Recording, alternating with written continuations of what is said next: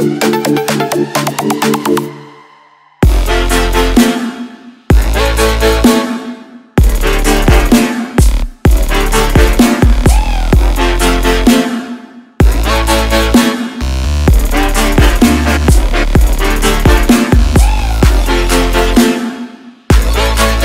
guys, so this is the front-facing camera video test. You can turn on your flash if you like, but I'm outside in daylight, so I don't really need it.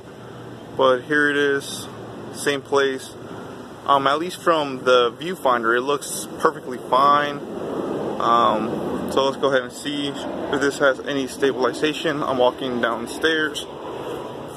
As you can see, there's not direct sunlight towards me. It does kind of darken me out, so you have to have good lighting, but overall it looks okay.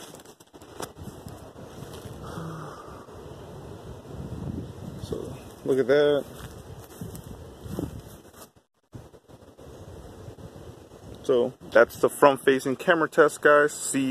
Let's see how well it comes out, but overall it looks okay. Alright guys, so this is a rear camera test right here. As you can see, it's recording at 1080 at 30 frames per second. You can see how, I guess, quick it autofocuses. So that's always really good. I do like that. It kind of blurs out the background just a little bit, but this is my backyard. My neighbors are over there. There's a pool over there. But overall, it looks just fine. I said it does take a little sec to autofocus, but it should have image stabilization, or at least some sort of stabilization. So let's go ahead and walk a little bit. Going down some stairs. Going to see some trees. Definitely, I mean, like I said, it's not the quickest camera, but overall it is nice. For a budget device, this phone's only $80 at Walmart. If not, it's $129 at Boost Mobile.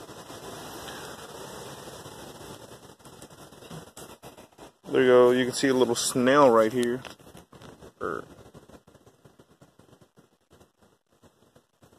So definitely the camera does look pretty good, guys. Especially if you're in good lighting, it looks perfectly fine. So let me know how well it stabilizes. I am just walking. Let's go ahead and do a little jogging.